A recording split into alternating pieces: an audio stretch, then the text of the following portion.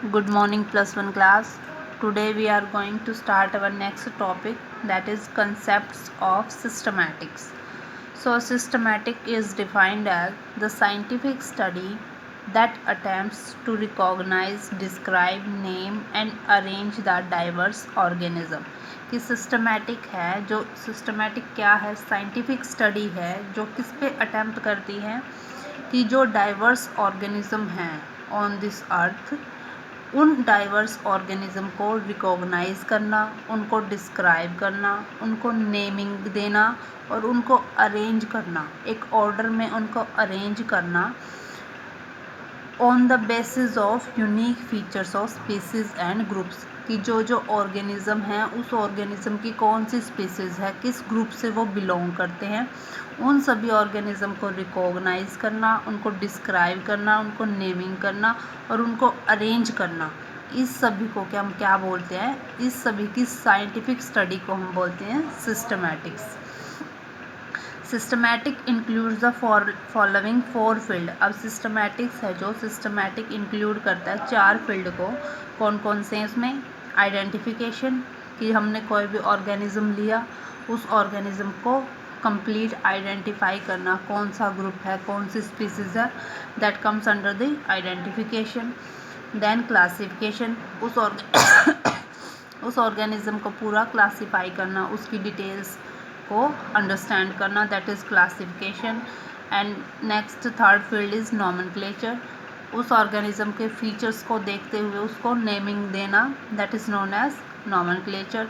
And next is taxonomy. Taxonomy मतलब उस organism को एक ऑर्डर में, एक ग्रुप में एक स्पेसिफिक नेम देकर उसको एक प्लेस देना, that is under the taxonomy. Next is biosystematics. Biosystematics is another field of systematic. Biosystematic है जो वो दूसरा फील्ड है सिस्टमैटिक का। इसके अंदर क्या होता है? It deals with it deals with the variations within a species and its general evolution.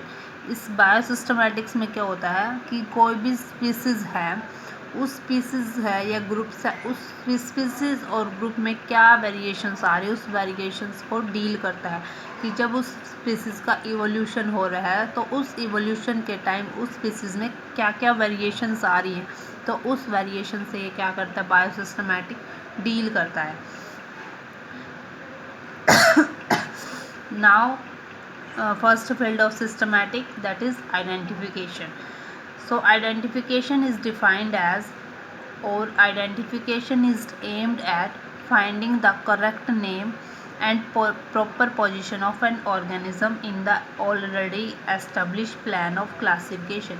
कि जो हमने क्लासिफिकेशन का प्लान बनाया है, क्लासिफिकेशन का जो हमने ऑर्डर तैयार किया है, उस क्लासिफिकेशन प्लान के अकॉर्डिंग हम आइडेंटिफिकेशन में क्या करते हैं, उस वो जो ऑर्गेनिज्म है, जो स्पीसीज हमें फाइंड आउट हुई है, उस स्पीसीज का करेक्ट नेम फाइंड करना और उस स्पीसीज को या उस ऑर्गेनिज्म को एक प्रॉपर पोजीशन देना उस क्लासिफिकेशन चार्ट पर, उसको बोलते हैं हम आइडेंटिफिकेशन। और ये आइडेंटिफिकेशन है हम किसके बेस पे करते हैं? जो ऑर्गेनिज्म हमने फाइंड आउट किया या जो स्पीसीज हमें मिली है, उस स्पीसीज के मॉर्फोलॉजिकल करेक्टर मीन्स उसकी आउटर अपीयरेंस को देखते हुए, एंड एनाटॉमिकल करेक्टर मीन्स उसके इंटरनल फीचर्स क्या हैं उस स्पीसीज के, उस ऑर्गेनिज्म के। इन दो बेसिस पर हम उस स्पीसीज को क्या कर सकते हैं, आइडेंटिफाई कर सकते हैं। And identification is also accomplished with the help of biological keys, और कुछ बायोलॉजिकल की दी हुई है हमें, बायोलॉजिकल कीज होती है, उनकी हेल्प से भी हम किसी ऑर्गेनिज्म को आइडेंटिफाई कर सकते हैं। Second field of systematic is classification. Classification means to find out the organism within a group. How we find out the organism? There are a number of organisms on this earth, like more than 1.2 million types of animals and about 0.5 million types of plant have already been identified, named and described. कि इतने million types of animals और इतने millions type of plant हैं इस अर्थ पर already identify किए जा चुके हैं, उनको नेमिंग दी जा चुकी है, उनको डिस्क्राइब किया जा चुका है। तो क्लासिफिकेशन क्या होती है? Classification is the scientific ordering of organism, कि जो ऑर्गेनिज्म हमें इस अर्थ पर मिल रहे हैं, जो इस अर्थ पर एग्जिस्ट कर रहे हैं ऑर्गेनिज्म, उनको क्या करना, उनको एक साइंटिफिक ऑर्डर में अरेंज करना। Organism like the bacteria, protist, fungi, plants and animals, इन सभी ऑर्गेनिज्म को एक साइंटिफिक ऑर्डर में अरेंज करना। किसके बेसिस पे? On the basis of their morphological, उनके external characters, on the basis of their evolutionary, कि वो ऑर्गेनिज्म है उसका इवोल्यूशन कहाँ से हुआ है, किस ऑर्गेनिज्म से उसके कैरेक्टर मैच हो रहे हैं, कहाँ से वो ऑर्गेनिज्म इवोल्व होकर अब नया ऑर्गेनिज्म आया है, वो सभी इस कैरेक्टर्स को स्टडी करके, एंड अदर रिलेशनशिप, और दूसरे रिलेशनशिप हैं जो उस ऑर्गेनिज्म के किसी दूसरे ऑर्गेनिज्म से मैच कर रहे हैं, तो उन सभी हम रिलेशनशिप को देखते हुए उस ऑर्गेनिज्म को क्या करेंगे? क्लासिफाई करेंगे, एक साइंटिफिक ऑर्डर में उन ऑर्गेनिजम्स को अरेंज करेंगे। अब क्लासिफिकेशन है, क्लासिफिकेशन भी थ्री टाइप से हो सकती है: artificial classification, natural classification and phylogenetic classification. Classification guidelines क्या है? Modern workers use several principle and criteria in natural selection, की जो मॉडर्न वर्कर्स हैं वो अब क्या कर रहे हैं, कुछ प्रिंसिपल हैं, कुछ क्राइटेरिया यूज़ कर रहे हैं नेचुरल क्लासिफिकेशन के लिए। ये नेचुरल क्लासिफिकेशन हमें हम क्या क्या इंक्लूड करते हैं, किस किस की बेस पर हम क्लासिफाई करते हैं ऑर्गेनिज्म को, कौन कौन से करेक्टर्स लेके चलते हैं, वो क्या क्या हैं? दीज इंक्लूड मॉर्फोलॉजी, उसकी एक्सटर्नल अपीयरेंस, एक्सटर्नल फीचर कैसे हैं ऑर्गेनिज्म के, एनाटमी मतलब उसके इंटरनल स्ट्रक्चर कैसा है, साइटोलॉजी उस ऑर्गेनिज्म का सेल स्ट्रक्चर कैसा है, फिजियोलॉजी मतलब उस ऑर्गेनिज्म के अंदर जो मेटाबॉलिक प्रोसेसेस चल रही हैं, जो उसके अंदर लाइफ प्रोसेसेस चल रही है, उन सब को स्टडी करके। ओंटोजेनी ओंटोजेनी मीन्स उस the development of that individual organism, भी जो ऑर्गेनिज्म हमें मिला है ओंटोजेनी में क्या होगा कि उस ऑर्गेनिज्म का डेवलपमेंट कैसे हुआ है, कहाँ से हुआ, उस सब को हम किस में इंक्लूड करते हैं? ओंटोजेनी में। नेक्स्ट है फाइलोजेनी। फाइलोजेनी में हम उसकी इवोल्यूशनरी हिस्ट्री को ट्रेस करते हैं कि जो ऑर्गेनिज्म अब रिसेंट हमारे पास है वो ऑर्गेनिज्म कहाँ से इवोल्व होकर आया है, उसके करेक्टर किस, जो पुराना ऑर्गेनिज्म है या एंसेस्टर है उसका वो कौन है, वो सब हम किस में इंक्लूड करते हैं? फाइलोजेनी में। नेक्स्ट है रिप्रोडक्शन और मल्टीप्लिकेशन, कि वो ऑर्गेनिज्म है वो रिप्रोड्यूस कैसे कर रहा है, कौन से मेथड से रिप्रोड्यूस कर रहा है, रिप्रोडक्शन टाइम कितना है, वो सभी करेक्टर इंक्लूड करेंगे। नेक्स्ट है इथियोलॉजी। इथियोलॉजी मीन्स उस ऑर्गेनिज्म का बिहेवियर कैसा है, अकॉर्डिंग टू एनवायरनमेंट वो कैसे बिहेव कर रहा है, अकॉर्डिंग टू अदर ऑर्गेनिजम्स वो कैसे बिहेव कर सकता है, तो वो सब हम इथियोलॉजी करेक्टर हैं उस ऑर्गेनिज्म के। नेक्स्ट है उसका biochemistry means chemicals of life, उसमें क्या केमिकल्स हैं, क्या केमिकल की रिएक्शंस हो रही है उसकी बॉडी के अंदर, वो सब हम क्या, वो सभी करेक्टर्स हम लेके चलेंगे नेचुरल सिलेक्शन के टाइम पे। नेक्स्ट आता है आपका interpretation of characteristics of organism कि जो ऑर्गेनिज्म है उनके कैरेक्टर्स हैं उनको हम इंटरप्रेट कैसे कर सकते हैं। अब इसमें आते हैं कैरेक्टरिस्टिक्स ऑफ ऑर्गेनिज्म की कैरेक्टरिस्टिक्स को हम कैसे इंटरप्रेट कर सकते हैं, कैसे उनको दिखा सकते हैं।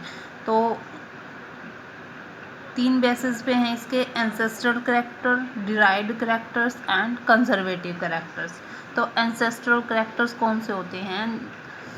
वो कैरेक्टर्स जो किसी ऑर्गेनिज्म ने एक्वायर किए फ्रॉम देयर एंसेस्टर, अपने एंसेस्टर से किसी ऑर्गेनिज्म ने जो कैरेक्टर्स एक्वायर किए हैं और वो एक्वायर कैरेक्टर उस ऑर्गेनिज्म में अब भी परसिस्ट हैं, बहुत सारी जनरेशन्स के बाद भी वो कैरेक्टर्स उस ऑर्गेनिज्म में सेम टू सेम वैसे के वैसे ही हैं, उन कैरेक्टर्स को हम क्या बोलते हैं? Ancestral characters. डेफिनेशन देखो, every organism has some ancestral character, कि हर एक ऑर्गेनिज्म के पास कुछ एंसेस्ट्रल कैरेक्टर्स हैं which have persisted essentially unchanged from its remote ancestor, कि जो अब भी उस ऑर्गेनिज्म में परसिस्ट कर रहे हैं, और परसिस्ट कैसे कर रहे हैं, उनमें कोई चेंज नहीं हुआ है, जैसे वो उसके एंसेस्टर में थे सेम टू सेम वैसे ही उस ऑर्गेनिज्म में अब रिसेंटली वो कैरेक्टर परसिस्ट कर रहे हैं, उनको बोलते हैं हम एंसेस्ट्रल कैरेक्टर्स। सेकेंड है derived characters. Derived characters mean जिसमें थोड़ा सा चेंज हो चुका है, जो ऑर्गेनिज्म अब बना है या जो उस ऑर्गेनिज्म के एंसेस्टर थे उसमें जो कैरेक्टर्स थे उस एंसेस्टर के कैरेक्टर से, और अब जो रिसेंट ऑर्गेनिज्म है उसमें थोड़ा चेंज आ गया है, वो चेंज होके कैरेक्टर उस ऑर्गेनिज्म में इवॉल्व हुए हैं, तो उन कैरेक्टर्स को बोलते हैं हम derived characters. Third character is conservative characters. Conservative characters are those which have changed little during evolutionary history, कि कंजर्व मतलब उसने उस कैरेक्टर्स को बचा के रखा है।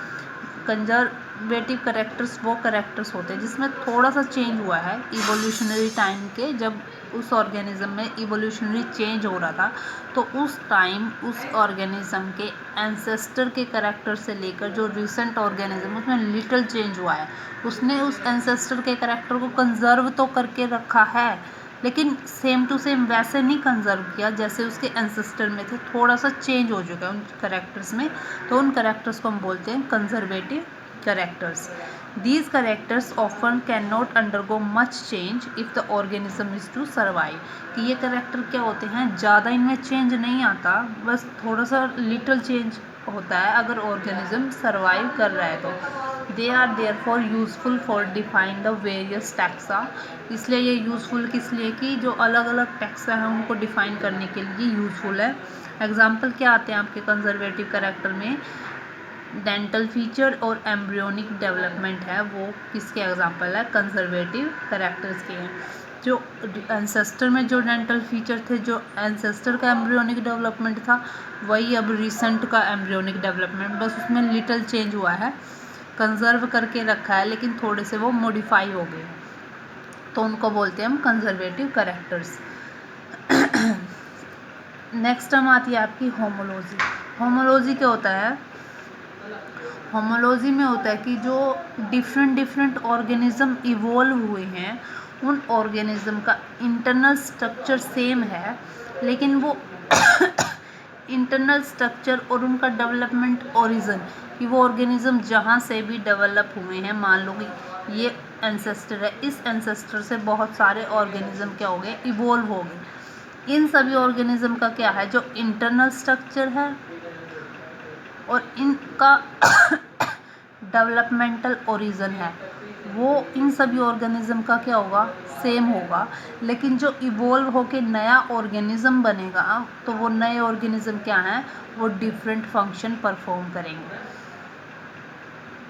तो इसको हम क्या बोलते हैं, होमोलॉजी। डेफिनेशन देखो, the organs have similar internal structure and developmental origin but have become modified in course of evolution to serve different function, कि ऑर्गेनिज्म हैं, उन ऑर्गेनिज्म के जो ऑर्गन्स हैं उनका सिमिलर स्ट्रक्चर है, जहाँ से उन्होंने ओरिजिन होना स्टार्ट किया है, जहाँ से उनका डेवलपमेंट होना स्टार्ट हुआ है, तो वो उनके सभी ओरिजिन, उनका डेवलपमेंटल वो सब सेम है, लेकिन जब वो ओरिजिनेट होकर एक नए ऑर्गेनिज्म, एक कंप्लीट ऑर्गेनिज्म में डिराइव हो चुके हैं, तो वो कंप्लीट ऑर्गेनिज्म एक डिफरेंट फंक्शन परफॉर्म करेगा। एग्जांपल देखो इसके क्या हैं, होमोलॉगस ऑर्गन के, like flippers of a seal, wing of a bird, patagium of a bat, foreleg of a horse and human arm. ये सभी फंक्शन तो परफॉर्म डिफरेंट कर रहे हैं, कि four leg of a horse की four leg कुछ function कर रही है, ह्यूमन की आर्म है वो कुछ फंक्शन कर रही है, बर्ड है बर्ड्स के विंग हैं वो डिफरेंट फंक्शन परफॉर्म कर रही है, लेकिन इन सभी का ओरिजिन क्या है, इन सभी का ओरिजिन सेम है, तो इसको बोलते हैं होमोलॉगी या फिर होमोलॉगस ऑर्गन्स। नेक्स्ट आता है आपका केमिकल सिमिलैरिटी। केमिकल सिमिलैरिटी क्या है, कि कुछ प्लांट्स है, कुछ एनिमल्स हैं, वो अपने ग्रुप में या अपनी स्पीसीज़ में सिमिलैरिटी शो करते हैं on the basis of certain chemical, कि एक स्पीसीज़ में अगर ये केमिकल है तो दूसरे स्पीसीज़ में भी सेम केमिकल है। इस तो केमिकल के बेसिस पे एक स्पीसीज़ या फिर एक ग्रुप है दूसरे ग्रुप से सिमिलैरिटी शो करता है।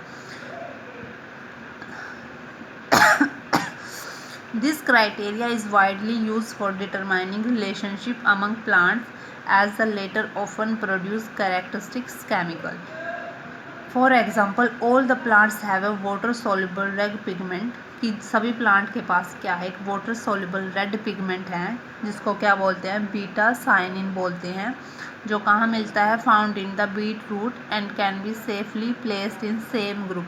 कि सभी प्लांट के पास क्या है, एक वाटर soluble रेड पिगमेंट है जिसको बोलते हैं बीटा साइनिन, और वो कहाँ मिलता है, बीट रूट में मिलता है। जिस जिस प्लांट में ये केमिकल मिल रहा है उस सभी प्लांट को क्या कर देंगे, एक ग्रुप में रख देंगे।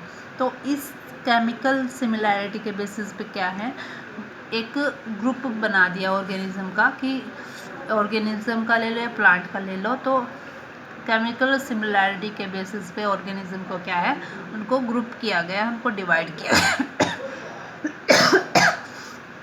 नेक्स्ट है कि प्रॉब्लम इन क्लासिफिकेशन, कि क्लासिफिकेशन करते टाइम क्या प्रॉब्लम आई थी, कि हमने एंसेस्ट्रल कैरेक्टर्स देख लिए, कुछ डिराइव कैरेक्टर्स देख लिए कि ऑर्गेनिज्म है उनमें एंसेस्ट्रल कैरेक्टर क्या थे, उनमें चेंज आके डिराइव्ड कैरेक्टर क्या हो गए, कंजर्वेटिव कैरेक्टर्स देख लिए हमने, होमोलॉगस ऑर्गन्स देख लिए। अब है कि कन्वर्जेंट इवोल्यूशन या फिर एनालॉगी, वो क्या होता है, ये क्या होता है कि जिसमें जो ऑर्गेनिज्म क्या होंगे, ऑर्गेनिज्म डिफरेंट डिफरेंट होंगे, उनके ओरिजिन और उनका डेवलपमेंट वो क्या होगा, सब कुछ डिफ़र होगा, लेकिन जब वो इवोल्व होके नए ऑर्गेनिज्म में कन्वर्ट होंगे, नए ऑर्गेनिज्म बनेंगे, तो वो नए ऑर्गेनिज्म क्या है, वो सेम फंक्शन परफॉर्म करेंगे। आल्दो उनका ओरिजिन, उनका डेवलपमेंट वो क्या है, डिफरेंट है, लेकिन वो इवोल्व होने के बाद क्या करेंगे, सेम फंक्शन परफॉर्म करेंगे, तो उसको बोलते हैं कन्वर्जेंट इवोल्यूशन। डेफिनेशन देखो, it is the development of similar adaptation by organism of different ancestor in response to similar environmental condition, कि जो ऑर्गेनिज्म है वो डिफरेंट डिफरेंट एंसेस्टर से इवोल्व हो रहे हैं, और इवोल्व होकर जब नया ऑर्गेनिज्म बन रहा है तो उस नए ऑर्गेनिज्म में क्या है, सिमिलर अडेप्टेशंस है, और नए ऑर्गेनिज्म क्या है, वो सेम फंक्शन परफॉर्म करेगा। एग्जाम्पल देखो, the desert adaptive cacti of new world, जो डेजर्ट अडेप्टिव कैक्टस थी नए वर्ल्ड की, वो रिजेंबल किससे कर रही है, desert adaptive euphorbias of old world, कि ऑल्दो इनके एंसेस्टर क्या हैं वो अलग अलग हैं, लेकिन ये फंक्शन क्या कर रही हैं, सेम परफॉर्म कर रहे हैं। जो कैक्टस का फंक्शन है वो न्यू वर्ल्ड का कैक्टस भी वही फंक्शन परफॉर्म कर रहा है, और ओल्ड वर्ल्ड का जो कैक्टस है उसमें भी वही सेम फंक्शन है, सेम फीचर्स आए हैं, जैसे कि वाटर स्टोरिंग कैपेसिटी दोनों में सेम है, सकुलेंट स्टेम्स हैं, प्रोटेक्टिव स्पाइंस है, तो कैरेक्टर्स इनके सेम आ रहे हैं, ये सेम फंक्शन परफॉर्म कर रहे हैं, ऑल्दो इनका ओरिजिन है, इनका डेवलपमेंट वो क्या है, डिफरेंट है। होमोलॉगस में क्या था, ओरिजिन डेवलपमेंट वो सेम था, लेकिन जब वो ओरिजिनेट होके इवोल्व होके एक नया ऑर्गेनिज्म बने तो उनका क्या था, वो फंक्शन डिफर परफॉर्म कर रहे थे, लेकिन कन्वर्जेंट में क्या होगा, फंक्शन सेम परफॉर्म करेंगे। सेकेंड एग्जाम्पल देखो, butterfly, pigeon and bats have wings for fly in air, इन सब के विंग्स हैं, विंग्स का फंक्शन क्या है, कि वो फ्लाइट में हेल्प करते हैं, ठीक है, फंक्शन तो इन सब का सेम हुआ, बटरफ्लाई का, पिजन का, बैट का, लेकिन जब इनका ओरिजिन हो रहा था इनका विंग्स का, तो ओरिजिन क्या था, इनके एंसेस्टर अलग अलग थे, तो इनका ओरिजिन क्या है, डिफर है। नेक्स्ट है, fish and whale have similar body form and feel like appendages, yet they are assigned to different classes of vertebrates, कि फ़िश और वेल है जो उनका बॉडी फॉर्म है वो सिमिलर है, उनके फिन है वो भी सिमिलर है, लेकिन ये फिर भी क्या है, डिफरेंट डिफरेंट ग्रुप्स में इनको प्लेस कर दिया है। अनलाइक फिश की तरह a whale regulate body temperature, breathes air, provide milk to their offspring and lacks scales and gills, कि फ़िश और वेल है, आल्दो इनके क्या हैं, ये वेल ये बॉडी टेम्परेचर को रेगुलेट कर रही है, एयर में ब्रीथ कर रही है, ठीक है। वैसे तो ये एक फ़िश होनी चाहिए, लेकिन वेल एक फ़िश नहीं है, इसको हम किसमें एक मैमल्स में इंक्लूड कर रहे हैं, ठीक है। इनका जो ओरिजिन है, डेवलपमेंट है, वो क्या है, डिफर है, लेकिन ये फंक्शन क्या कर रही हैं, वो फंक्शन सेम परफॉर्म कर रही हैं।